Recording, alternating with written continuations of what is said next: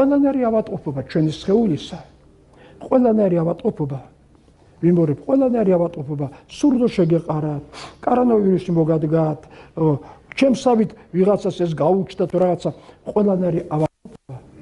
არა, ეს არის სულის ამა თუ იმ ნაწილის დაშლა.